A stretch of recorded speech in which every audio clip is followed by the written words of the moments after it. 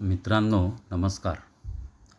आज आपण एक सुंदर अशी कथा ऐकणार आहोत, ज्यामध्ये एक कर्तृत्ववान तरुण व्यसनांच्या आहारी गेल्यामुळे त्याचं झालेलं नुकसान आणि पुन्हा तो कशा प्रकारे योग्य मार्गावर आला याविषयीची ही कथा आहे.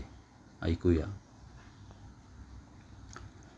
एका छोट्याशा गावात सह्याद्रीच्या कुशीत वसलेल्या त्या शांत ठिकाणी एक महान संत राहत होते.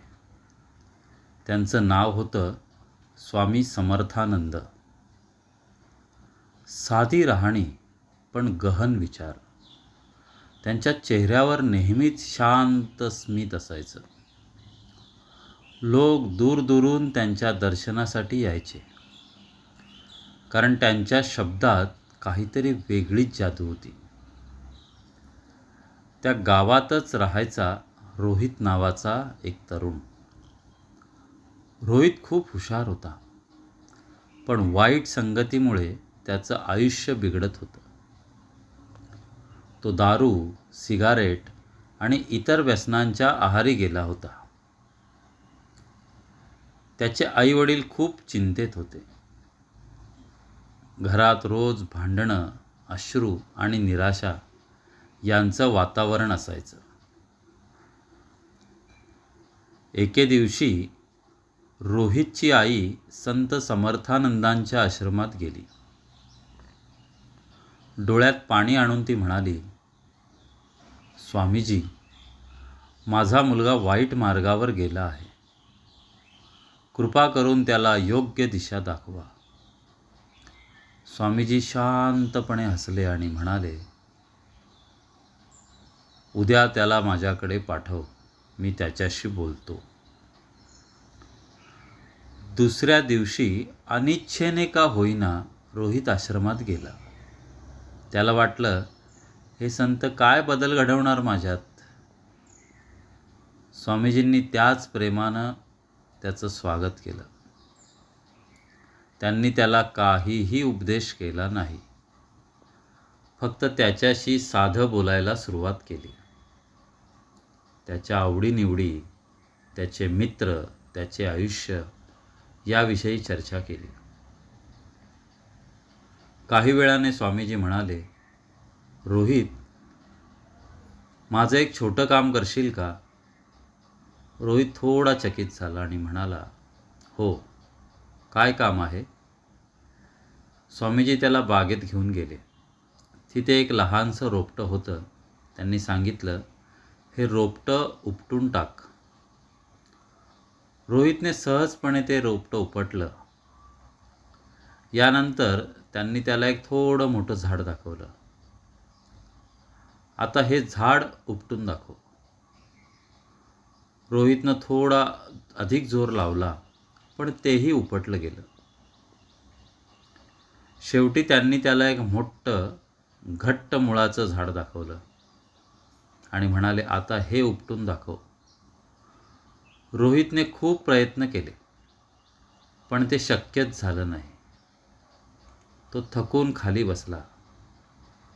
स्वामीजी हसले आणि म्हणाले, हेच तुझ्या आयुष्याचं सत्य आहे. वाईट सवयी लहान असताना सहज सोडता येतात, पण जसजशा त्या मोठ्या होतात तसतशा त्या माणसाला घट्ट पकडून ठेवतात. रोहित काही क्षण शांत झाला. त्याच्या मनात काहीतरी हललं. स्वामीजी पुढे म्हणाले, तू अजूनही योग्य वेळेत आहेस. जर तू आज ठरवलंस तर तू स्वतःला बदलू शकतोस. त्या दिवसापासून रोहित रोज आश्रमात जाऊ लागला. सुरुवातीला त्याला खूप त्रास झाला. व्यसन सोडताना त्याचं शरीर आणि मन दोन्हीही अस्वस्थ होतं. पण स्वामीजींनी त्याला ध्यान, प्राणायाम आणि सकारात्मक विचार शिकवले. एक दिवस रोहित खूप निराश झाला आणि स्वामीजींना म्हणाला, स्वामीजी, मला हे सगळं सोडणं शक्य नाही. स्वामीजी शांतपणे म्हणाले, तू स्वतःवर विश्वास ठेव. प्रत्येक दिवस हा एक नवीन संधी आहे. पडशील पण पुन्हा उभा राहशील. त्या शब्दांनी रोहितच्या मनात नवीन ऊर्जा निर्माण झाली. काही महिन्यातच रोहित पूर्णपणे बदलला. त्याने सर्व व्यसनं सोडली. तो पुन्हा शिक्षणाकडे वळला आणि आपल्या आईवडिलांचा अभिमान बनला. गावात सगळे त्याचं उदाहरण देऊ लागले. पहा, जर इच्छा असेल तर काहीही शक्य आहे, असं लोक म्हणू लागले. एके दिवशी रोहित स्वामीजींसमोर हात जोडून म्हणाला, तुमच्यामुळे माझं आयुष्य बदललं. मी तुमचा ऋणी आहे. स्वामीजी हसून म्हणाले, मी काही केलं नाही. बदल तुझ्यातच होता, फक्त तुला त्याची जाणीव करून दिली. कथा इथेच संपत नाही मित्रांनो. रोहितने ठरवलं की तो इतर तरुणांना मदत करेल, जे व्यसनांच्या जाळ्यात अडकले आहेत. त्यांसाठी तो काहीतरी करेल. त्याने एक छोटा गट सुरू केला, जिथे तो त्यांना प्रेरणा देऊ लागला. त्याचं एकच वाक्य सगळ्यांच्या मनाला भिडायचं, व्यसन तुम्हाला थोडं आनंद देते, पण आयुष्यभराची वेदना देतं. हळूहळू अनेक तरुण त्याच्या मार्गदर्शनाने बदलले आणि त्या छोट्याशा गावात एक मोठा बदल घडला. मित्रांनो, आयुष्यात कोणतीही वाईट सवय असो, ती सोडणं अशक्य नाही. फक्त योग्य मार्गदर्शन आणि स्वतःवर विश्वास असणं गरजेचं आहे. आजच एक चांगला निर्णय घ्या, कारण तुमचं आयुष्य अमूल्य आहे.